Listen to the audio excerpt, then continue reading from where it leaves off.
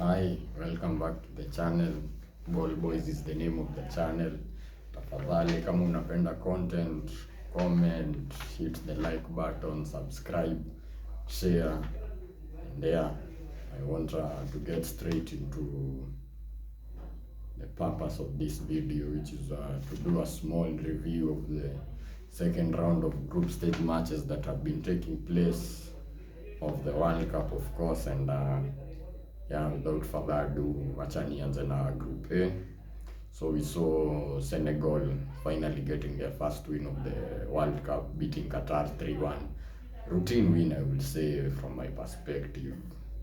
They did what they had to do, scored their goals, took their chances, and won the match. Qatar out of the World Cup as I expected. Didn't really expect them to go far, but yeah, it really sets up that final match between Ecuador and Senegal to be a really good match. I think it's taking place today, and really looking forward to it. And let's go into the other game, which is Netherlands Group A.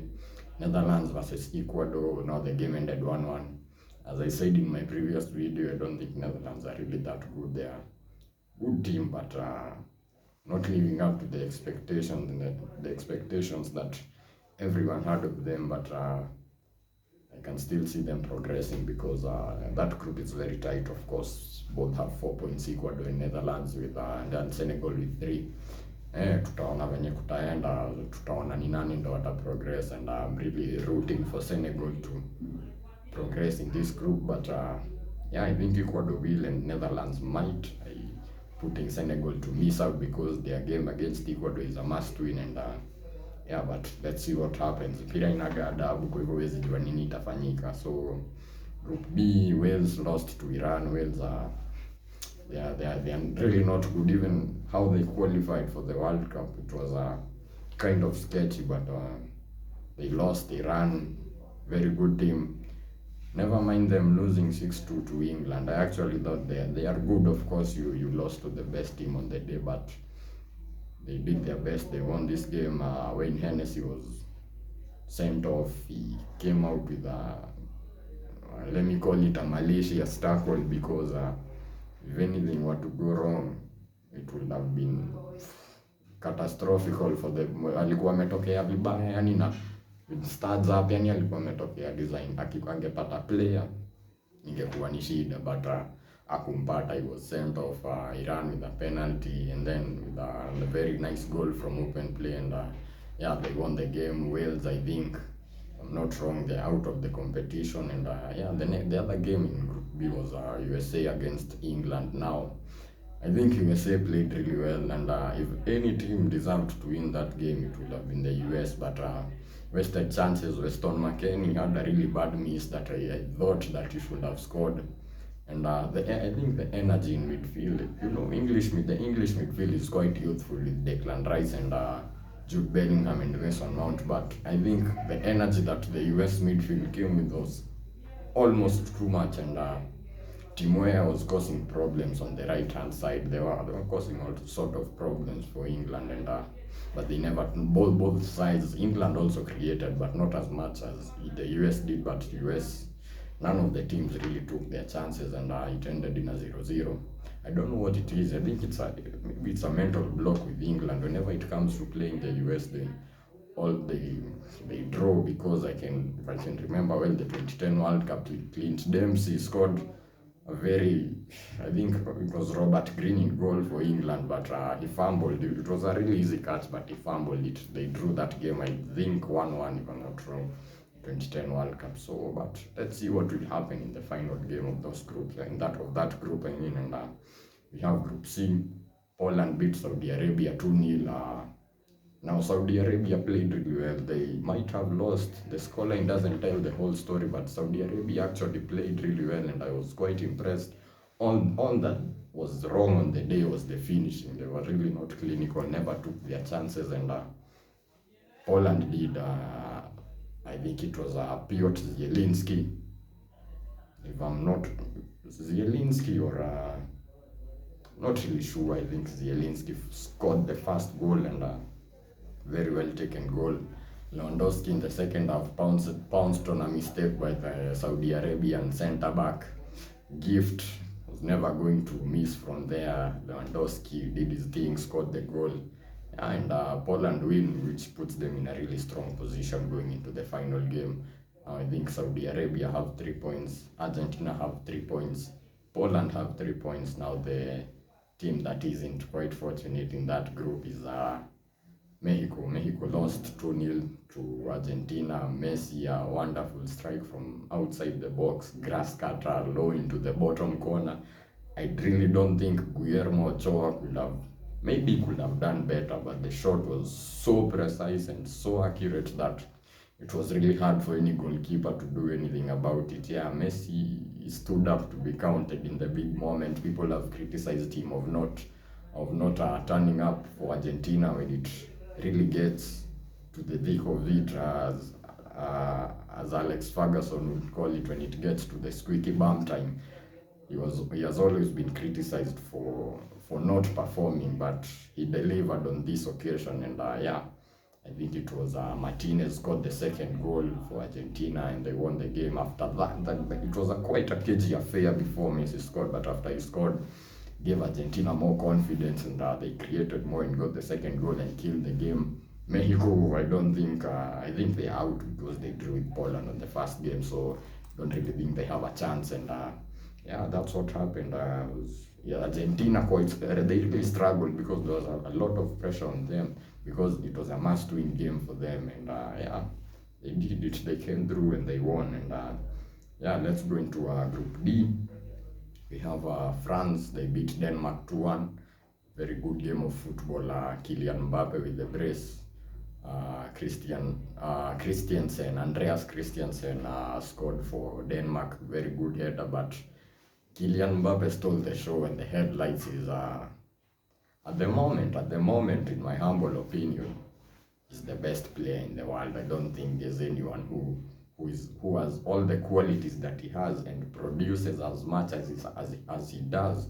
Yes, anacheza Liga against the likes of Montpellier, and it's the Farmers League, as we know, but on the international stage is delivering. I mean, he delivered for France in 2018 as a teenager, so it's not something new for him. And I think he's the best player in the world as of now. And yeah, so they beat Denmark, a very good game of football, but France nicked it in the end. Denmark had equalized, but Kylian Mbappe, man, and Ousmane Dembele too, I have to say, is on that right wing is different gravy, man. The way he just plays, I don't know, he's quite heavily left-footed, but the way he uses his left foot, there's no need for a right foot if you can do that with your left. And Griezmann also played really well. Giroud, not his best of games. I think he was subbed off, he came off, and yeah, but yeah, France won. And the other game in that group, Tunisia versus Australia. Tunisia lost 1-0 Australia. I think Mitchell Duke, very good header, glancing header into the ball, into the far corner, gave the keeper no chance. Maybe he could have done better, but the header was so good, so perfectly placed. And yeah, that's what Tunisia played well, created chances, never took them, but Australia deserved the win. That's all I can say. It was never the best of games, but it was quite end-to-end stuff. No team, I think, dominated most of the game. It was quite even, and but goals win game, and Australia got the much important goal. And yeah, Group E, we have Croatia, Japan, who lost 1-0 to Costa Rica. Now, Japan played really well, controlled most of the game, made most of the chance, created most of the chances, but were quite wasteful in front of goal. And they were punished. For it.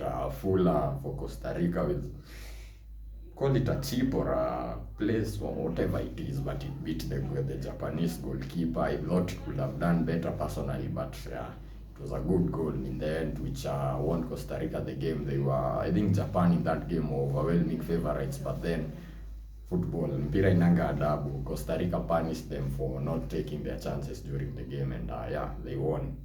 and Japan, that group. So it sets the group really nicely, because Spain drew with Germany 1-1. Now Spain are a really good team in terms of especially keeping the ball. They're like a Man City of national teams, or if you'd like, this season an Arsenal of national teams, because they have youth coming through, the likes of Pedri, Gavi, Dani Olmo. Maybe is a bit more older than Gavi, but Dani Olmo is very good player. Rodri was started as a centre back, partnering with his Manchester City teammate. What's his name? The French centre back. I mean the Spanish centre back now.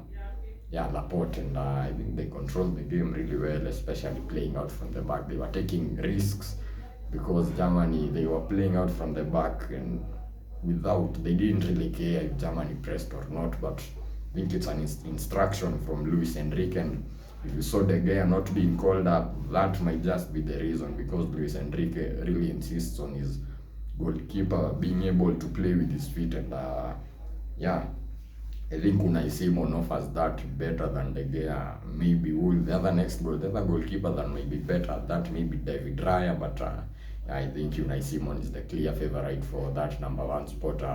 It was a game of substitutes, because substitutes impacted the game. Alvaro Morata came on in the second half with a delightful finish, a delightful touch past Neuer. But yeah, Germany kept strong, I actually thought, because Spain actually dominated most of the game, and when they went 1-0 up, I actually thought they were going to win. But credit to Germany, because they did not lose their heads, they just went again. And yeah, they found inspiration, and Jamal Musiala is a very good player. He's the one making things happen for Germany, the number 10 at quite a young age. But Fulkrug came on for Germany, the Werder Bremen striker. He scored a wonder goal, alipiga mawe ingine. It was a very vicious strike into the top corner, giving Unai Simon no chance at all.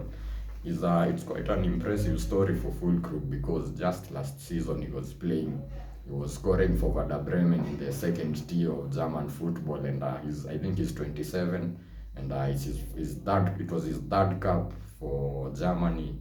It was the first international call-up to a major tournament, and he delivered, because Hansi Flick was preferring to start with Thomas Müller as a false nine, but when they brought in a recognized nine, Fulkrug, he did the job, and a very good goal. So the game ended 1-1, and I think it was a fair result, the grand scheme of things, and yeah, sets the group for the final matches really well. And yeah, so let's move to Group F. Belgium, Morocco won. I have to say I was quite impressed by Hakim Ziyech, and Hakim Ziyech played really well. He was the one causing problems. Of course, Belgium were maybe dominated more of the possession, but never really did anything with the ball, never created any clear-cut chances, and Michi Batshuayi was I think Belgium kept the ball, but they never really caused any problems for Morocco. But Morocco, I have to give credit to them. They played really well. The game plan worked absolutely perfect. It worked perfectly. That's all I can say.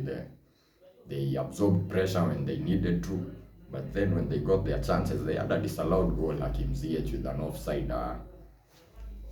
Slightly controversial, but yeah, they had a goal ruled out. So Belgium, I don't know what's wrong. Maybe they are finished. Labda wanaisha, because if you look at Belgium, they have a really aging squad. The likes of Kevin De Bruyne or Dries Mertens, they are very old. Young Vertonghen, Toby Alderweireld, Thibaut Courtois, actually not that old, but he's getting there. And so you have all these old players, and all the Hazard, Eden Hazard, people who have been there for a long time, but I think they don't pull up their socks, they are going to go out, maybe even in the group stage. I said that they might progress deep into the competition, but the game against Morocco has really changed my mind, because they just lost. You can't say that Morocco was lucky in that game. They lost fair and square, and it seemed throughout the game, it seemed like there was nothing they could do about it, and yeah, but it happened, and so Roman Saiz scored the first goal, if I'm not wrong, and romanticize, and Abukad in the 90 in stoppage time scored the winner. But yeah, I think Morocco played well and deserved to win the game. So World Cup si rahisi, yani kila team ina offer a game. It's not like there's a favorite and then there's this other team that wamekuja tu hao wacheze. Every team is putting up a fight and I really like it. And the other game was Croatia versus Canada. Croatia won quite handsomely, quite handsome scoreline. They won quite easily, but Alphonso Davies actually scored for Canada inside 67 seconds. It looked like Croatia were going to be undone by the youthful side of Canada, but it was actually the first ever goal for Canada in a World Cup. Alphonso Davies, he kind of redeemed himself because he had missed a penalty in the previous game, and they started quite well, energy, they could have actually scored another one, but then Croatia, with all the experience they have, they just grew back into the game, played their own game, did not panic even after going 1-0 down, and came through. They weathered the storm, and in the end, quality, it shone through, and they won the game. Kramaric with a double. I think Livaja and Maja also scored, but Kramaric did really well to score a double in that game, and yeah, so Croatia won, and Canada out of the World Cup. They gave it a good try. No one really expected them to get out of that group, but yeah, let's see what's going to happen, because Morocco, Belgium, and Croatia now, it's really sets that group up very nicely for the final game. And Group G, we have Cameroon, who drew. It was a 3-3 draw with Serbia, very entertaining game. Cameroon with the opener, Castelletto from a corner, but then Pavlovic with a very good header from a set piece.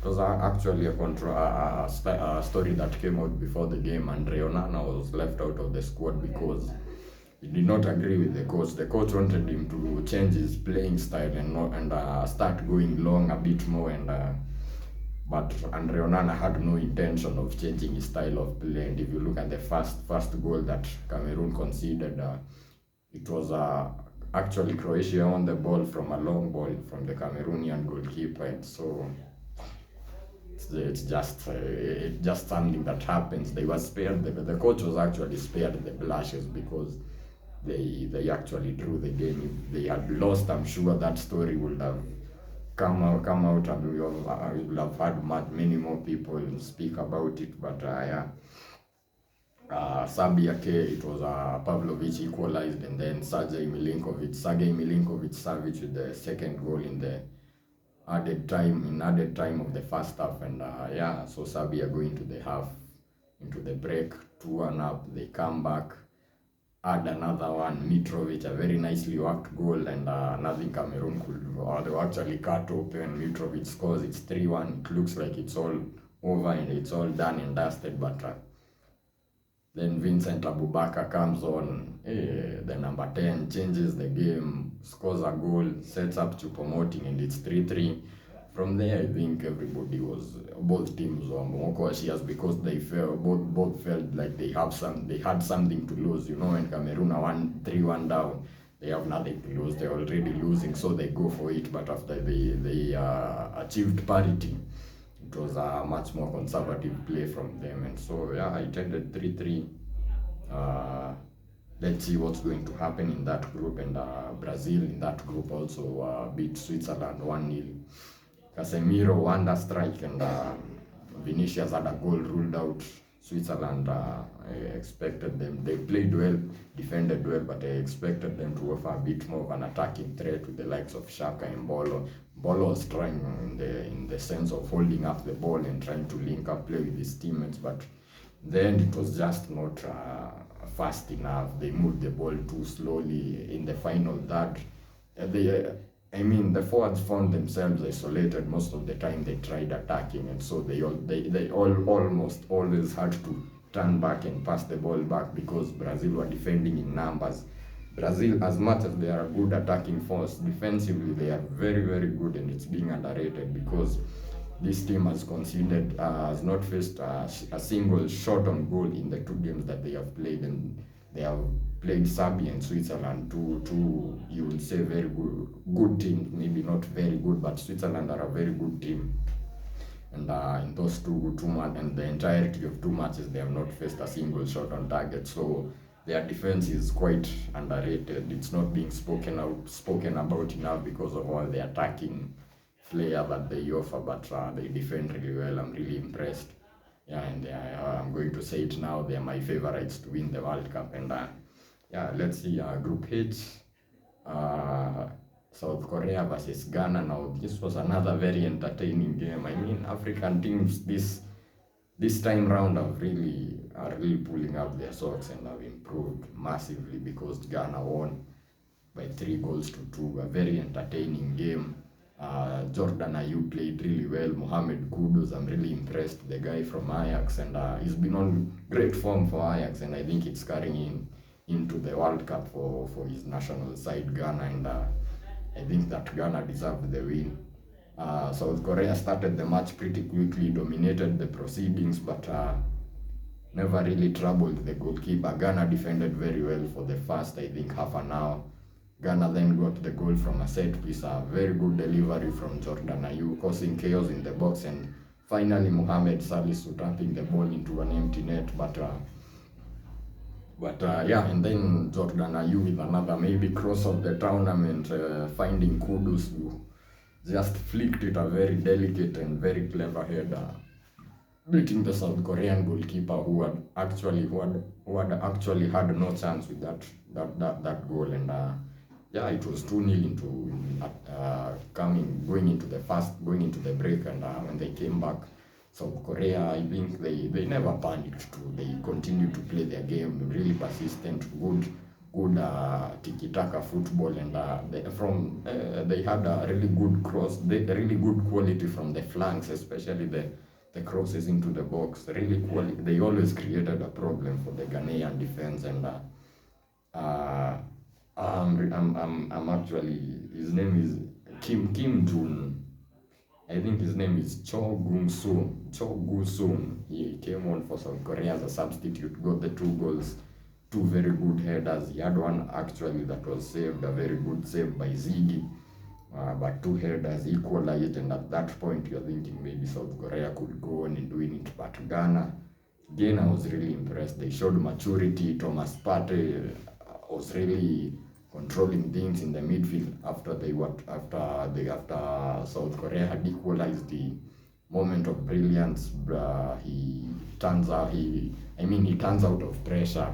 He is actually press resistance, and plays the progressive pass that starts out Ghana's attack, which leads to Mohamed Kudus scoring. Inaki Williams scuffed his shot, but actually missed it, and it fell kindly for Mohamed Kudus, who finished quite cleverly, because the first idea of many footballers would be to strike it really hard past the goalkeeper, but he just striked it low into the bottom corner, and he beat the goalkeeper, and yeah, they won the game. I was quite impressed by Ghana, and if they play Uruguay and play the way they did, they really have a chance of progressing into the round of 16. Which brings me to the final game, which was Portugal versus Uruguay. I think Portugal won. They deserved the win. Uruguay didn't really offer much. I saw Portugal dominated the possession, but in terms of XG, I think quite even. Rodrigo Bentancur had a very good chance, which he went past 3 or so defenders one-on-one with the keeper, but he missed it. The goalkeeper made a really good save, and yeah, Bruno Fernandes with the brace penalty, and another one which Ronaldo left quite cleverly, and it beat the goalkeeper. And yeah, that's all for today, and hope you like the content. If you like it, please like, share, and subscribe, and see you in the next video.